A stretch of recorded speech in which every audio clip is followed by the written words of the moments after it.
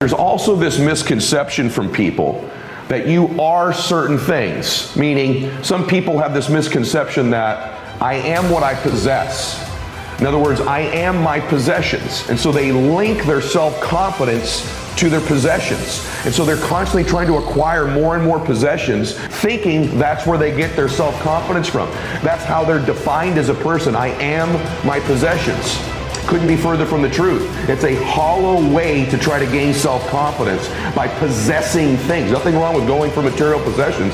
I have all kinds of them. But I don't link my confidence to those possessions, nor am I deluded into thinking if I could just possess more things, then I'll feel better about myself. So this is a mistake. There's a flawed thought. Number one flawed thought, I am my possessions. Second flawed thought, I am my accomplishments. In other words, my self-confidence is only linked to what I accomplish. So because I haven't accomplished certain things, I don't have that certain title, that certain award, that certain recognition, I don't believe in myself. I'm riddled with self-doubt. I'm defined by my accomplishments. The difficult thing about that is now all your life you're going to have to accomplish more and more and more in order to feel self-confident and eliminate self-doubt. You are not your accomplishments. You are not your possessions. You are you. You are perfect. You are beautiful. You were born to do something great with your life. If you're a person of faith like me, you believe God made you in His image and likeness and wants you to do something great with your life, not that you are your possessions, not that you are your accomplishments.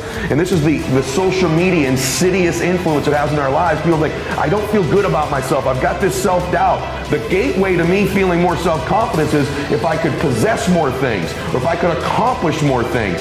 Yes, having nice things will make you feel better about yourself. Yes, accomplishing things certainly is a reinforcement for self-confidence, but it's not the pathway to getting it. The pathway to getting it is doing something great with your life where you keep the promises you make to yourself and acknowledge this self-doubt, this self-thought, this negative talk isn't even mine. It was given to me when it was impossible for me to defend myself as a child, and maybe it even happened in adolescence, and probably some of those incidences have happened for you as an adult. And these ones as an adult are like that thing I said earlier. Oh, it's another time I reinforced the table. I'm not good enough. I'm not smart enough. I'm not prepared enough. I'm not the right race. I'm not the right gender. I don't come from the right kind of family. I don't have the right education. And we find these references as adults to reinforce these self-doubting beliefs we were given by somebody else as a child. Flawed belief is that you are your possessions. You are your accomplishments. Third flawed belief, I am what other people say I am.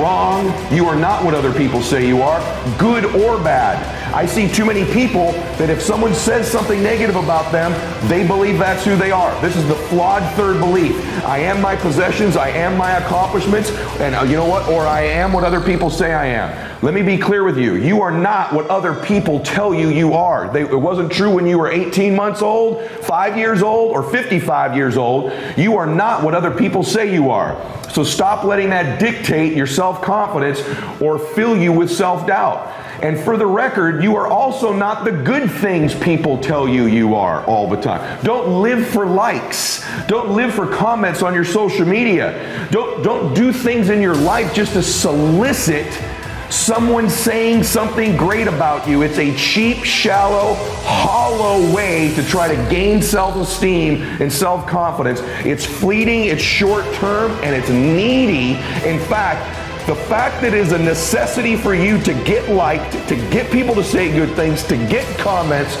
on your social media, or to do so in your presence indicates a lack of self-esteem and self-confidence, because we know self-confidence is an internal game where we keep the promises we make to ourselves. The fourth type of flawed thinking is I am what I look like.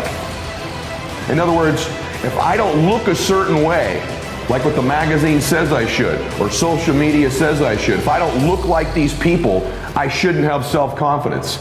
And that's ridiculous. I can tell you straightforwardly, you're beautiful as you are. Especially the ladies listening to this or watching this. The world is constantly trying to get you to believe you're not enough. You don't look right. You should lose this weight. You should gain this. This should be smaller. That should be bigger. Whatever it might be. They're constantly messaging women, you're not enough. You're not enough. You're not enough. You are what you look like. And this is true for men as well. Let me tell you straightforwardly, you are not what you look like.